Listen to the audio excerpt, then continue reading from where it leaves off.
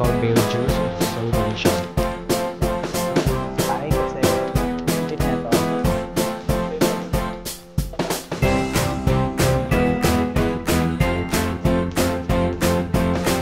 Natin asong pag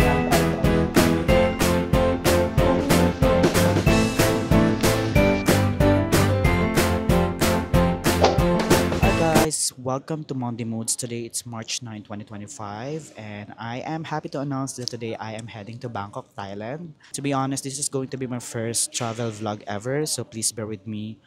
There might be moments that I might feel uncomfortable in front of my camera, but I'll get through it. So right now I am here at Naiya Terminal 3. I am currently waiting for my two other friends who is currently on the way now. So once they're here, I will start with paying our travel tax and then checking our baggages, and we will head to immigration. And yeah, let's go. Say hi. Right now, nandito na kami sa may travel tax section. Bumabayad muna kami ng travel tax. I think it costs around 1,620. We decided to pay it here kasi di naman ganun kahabaan ng pila dito. Going to purchase your travel tax through Sebpac app, it's gonna cost more than that. Meron siyang 150 or 100 pesos admin fee. So, yeah. Hi guys! We're checking in our baggages. Then after neto, doon na kami dediretso sa international counter. Nakalagpas na kami sa immigration. Medyo mahaba lang yung pila, but okay naman siya. I would just like to ask my friends kung ano yung mga tinanong sa kanila. Ano tinanong sa'yo, Mr. Denver? Kung saan lang nag-work. Yun lang. How about you? Saan ka nag-work? Private? Public? Yun. So yung sa akin naman, hindi na ako tinanong. Like pina-atras lang ako, tinignan lang niya yung passport ko. Nag-print pa naman ako ng mga ano. Siguro dahil sa travel experience international as well. That's why. And yes, after this, maghihintay na lang kami sa aming flight. So, yep. See you later. Bye!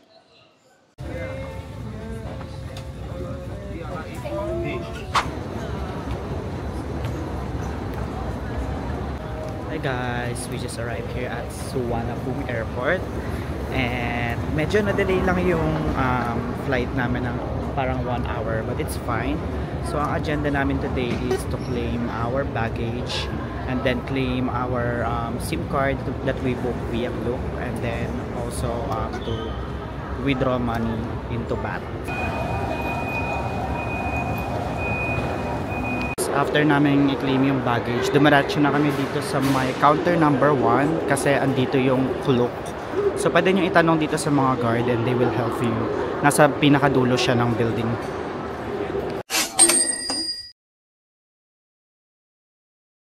Book na kami ng driver.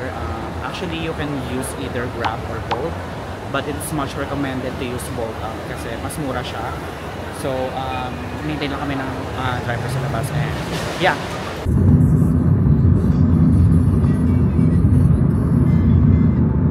Hi guys, we just arrived here at Picnic Hotel, and they have given us this welcome tea. This is called Bale Juice. It's so delicious. Do a real quick room tour here sa Picnic Hotel dito sa Bangkok. And meron tayo ditong storage area. So, andito na yung luggage ko. And then, meron silang vault dito. Vault, rather. And storage sa ilalim for shoes and slippers. And then, now let's go to the bathroom. Merong shower dito. And, of course, the toilet. And, yay, my bidet. Clap, clap. Towels. And mirror, of course. And then, toothbrush and toothpaste. Then faucet, of course, and then meron din tayo ditong hair dryer, which is very important kapag mamadali. And then dito naman nandito yung mga coffees and teas, and then meron silang complimentary water na binigay, then water heater, and then meron din silang mini fridge dito. And then here's the desk, and may TV, nakabukas na siya. And 2 beds. Actually, mag-isa lang ako. So, siguro alternate. Dito ako matutulog sa isang araw. Then bukas dito naman. Para lang magamit ko siya. And yeah. This is pretty much decent and nice.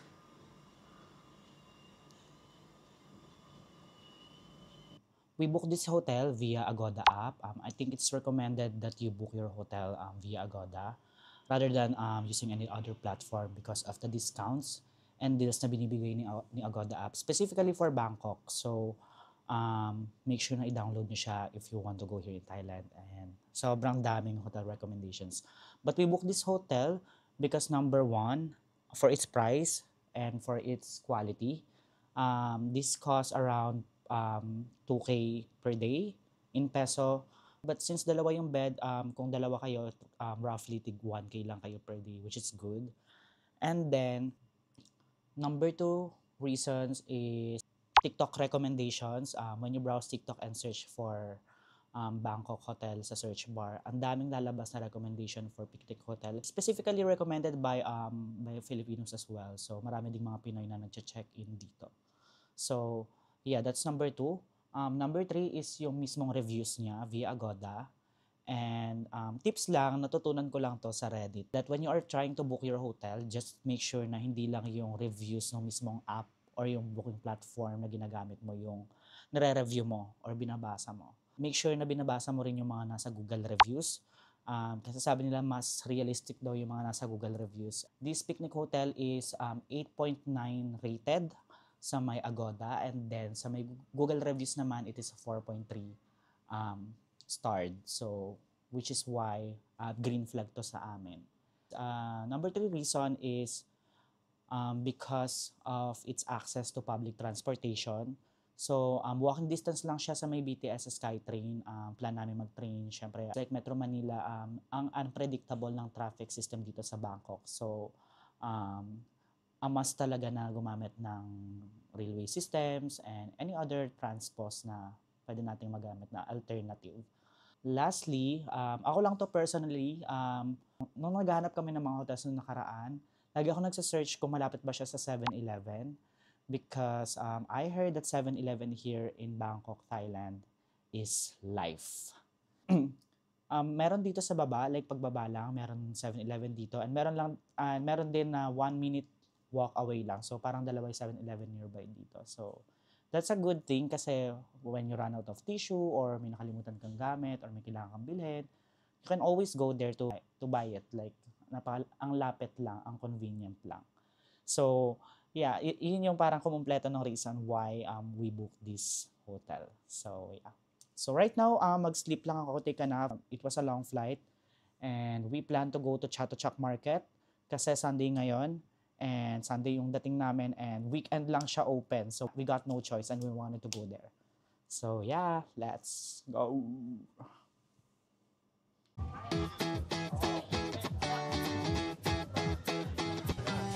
Hi guys, dumiretso na kami ngayon here sa may Chatuchak Market.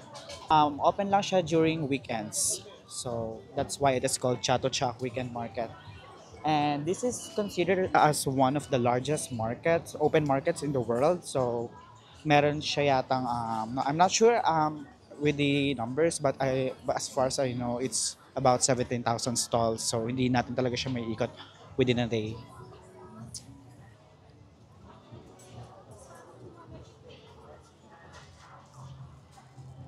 How much? 50 baht. I love this section.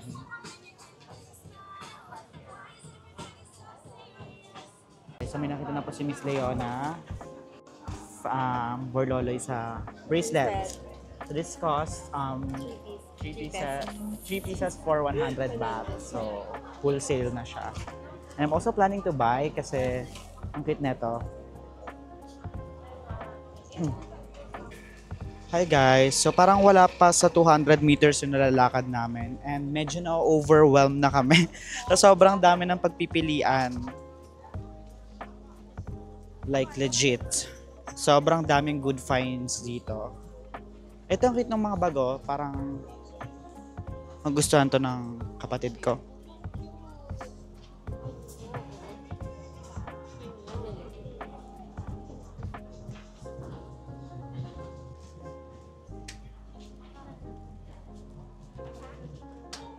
Ito mga beanie ano. Bini Leona. Hey, let's go. So, hey, this is a vlog.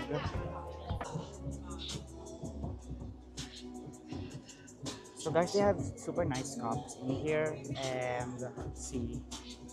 And sobrang quality ng mga cups dito. And I am selecting this one. I wanna buy this one. This just costs 200 baht.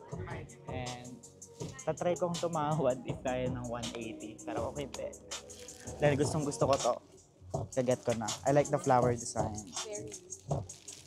So we got our hat here. Sobrang ganda. Here's mine. Meron siyang flower design. And then kay Miss Leona ay BKK. And then kay Sir Denver ay walks lang. Pero maganda. So yeah.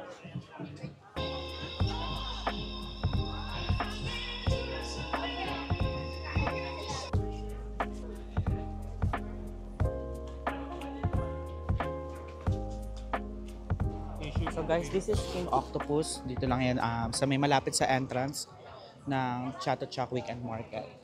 This cost, magkano yan? 100 baht? Yeah. So very spicy niya. 10 pieces. 10 pieces for 100 baht. Not bad. Ano siya, mini octopus, no? Baby 8 over 10. 6. Let me try this as well. Ako 8. Ngayon lang ako nakatikim na ito.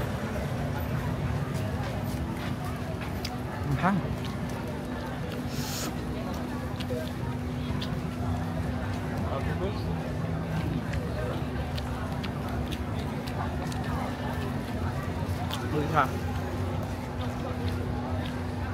Good. Hi guys, so right now we are choosing our elephant pants. So hindi kompleto ang elephants daw sabi. Hindi kompleto ang Thailand trip nyo kapag di kayo nakabili nito. So ang gaganda ng pattern niya and manipis lang siya. And eto yung price niya. So we're gonna buy this one para meron kaming remembrance. Hi guys. Recommend ko lang punta kayo sa shop na to dito sa Chatuchak Weekend Market. Pag nakita niyo yung grade na to, daan kayo dito, especially for men. Sobrang ganda ng qualities niya. And the fabric,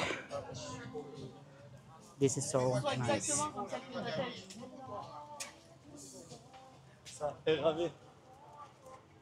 And I love it.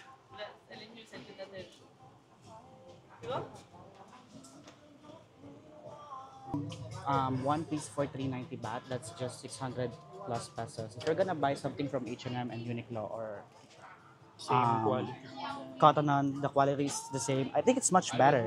And you're going to buy it from Uniqlo or H&M for about 1,000 to 2,000 more. So I think sulit na to. I literally bought this from Uniqlo for about 1,450 pesos. And kung bibili nyo lang siya dito yung mga ganitong fabric na katulad nito, it's just cost 600 pesos. So Denver, nagsukat na. Hindi naman nakita. Ayan. Yeah, this is well recommended. I'm going to buy maybe 2. So guys, sobrang ganda ng fabric niya. And sobrang ganda ng quality. Mukhang first day pa lang maubos na yung budget ko for the whole Thailand trip. So yes, follow them on IG. It's Kana Maru Shop.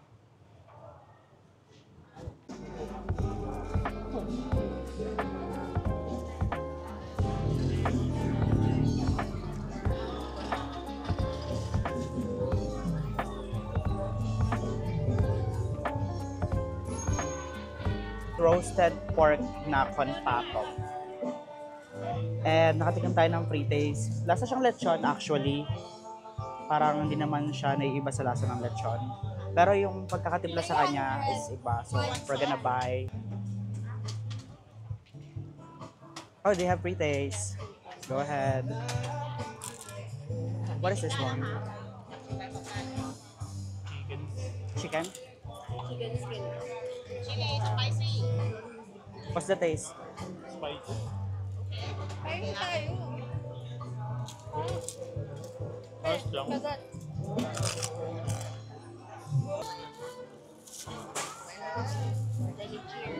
Cheers! Medyo mataba siya, guys. Yung spicy nila. Hindi yung spicy lang. Malinamnam pagka-spicy. Agree. Medyo may kunat lang siya. Pero masarap. Masarap. Parang kakaiba siyang version ng lechon. Kasi usually lechon, ano lang eh. Parang yun na yun. Feeling ko timplado yung ano, timplado yung pork. Parang ewan ko, siguro dahil sa pagkakamarinate nung balat. Pipino. Then may pipino din siya, guys. Para healthy ka pa rin. Yes.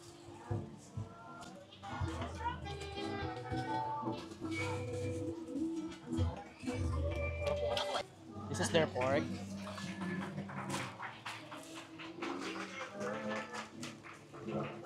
Hmm.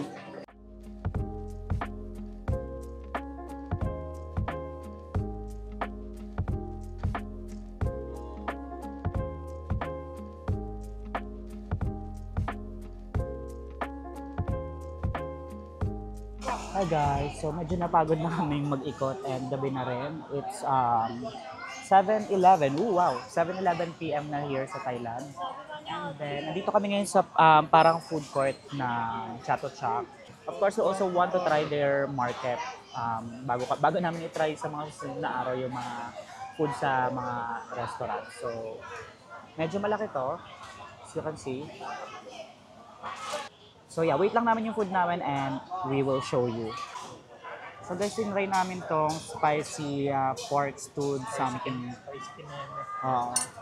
And then itong tom yum fried rice na kinulang sa aroga. Joke lang. Matitikman namin. And then ito, it looks like sinigang na parang may laing. Hindi ko sure kung ano yung dahon niya. But let's taste it. Ano ka na to? Ooh. Grabe yung sili guys, makikita niyo. May sili siya dito.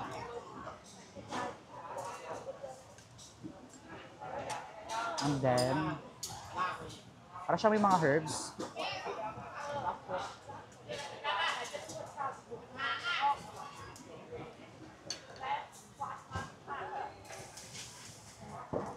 Let me give it a try.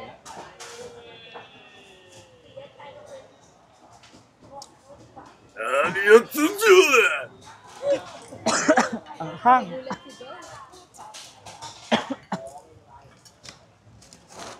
Actually, masarap siya. Hindi lang sana yung alam mo na ako makakain ng soup na Kaya pang warm up. na ganito ka ang hang.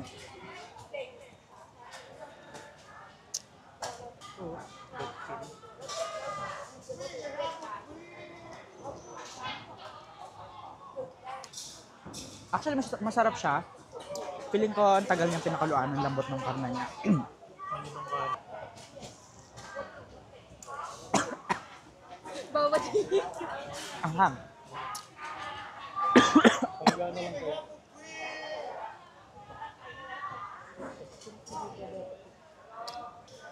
And here's their tom yum fried rice. Let's taste it. Nakita agad ako shrimp.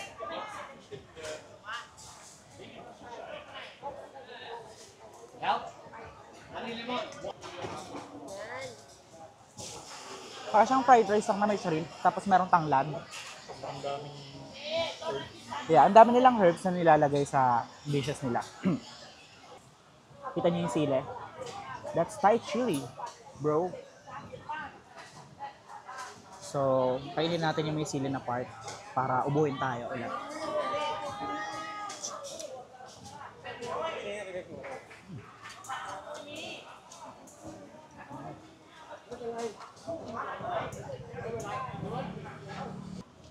May kakaiba sa ano nila? Spices. Hindi ako sanay. Feeling ko masasarapan ako, matagal ko na siyang kinakain. Pero yung baguhan, nakakabigla. nakakaano. Ano to? Parang ganon. May kakaibang lasa yung herb nila na ano eh. May amoy. Ang tapang. But anyways, good food. Hi guys, so it's already 8 p.m. plus. 8 p.m. plus na no? Parang 8 p.m. na and Makikita nyo naman, sarado na yung mga ibang stores dito. And kami, at ito pa rin, namimili. So, yun. Uwi na muna kami and then we're going to try to walk dun sa labas, 7-Eleven. And tingnan namin kung may mabibili pa kami. Nandito kami ngayon sa may 7-Eleven, sa may pagbaba lang ng Picnic Hotel. Lakaran lang.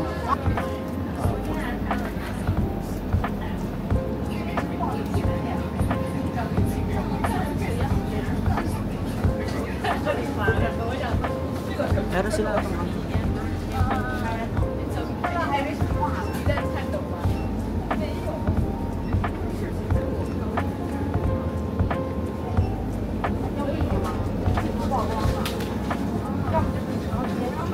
so, ang daming varieties na pwede mong lutuin or kainin dito.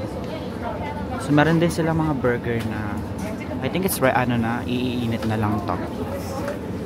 As well as sandwiches and grilled cheese. Parang ang sarap, no? Spinach. Para siyang siguro yung Angel's Pizza na grilled. So yes guys, ang bastos naman na ito.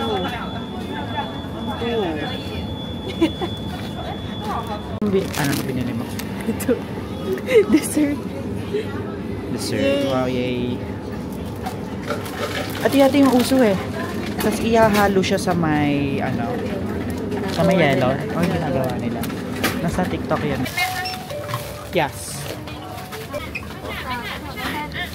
Thank you. Here you are. Oops. Oops. So, pagbaba lang ng hotel din, sa labas din ng 7-Eleven, meron dito street pad thai local store. So, umorder ako ng pad thai with chicken. It's just cost 100 baht. So, gusto ko lang siya i-try bago ako matulog.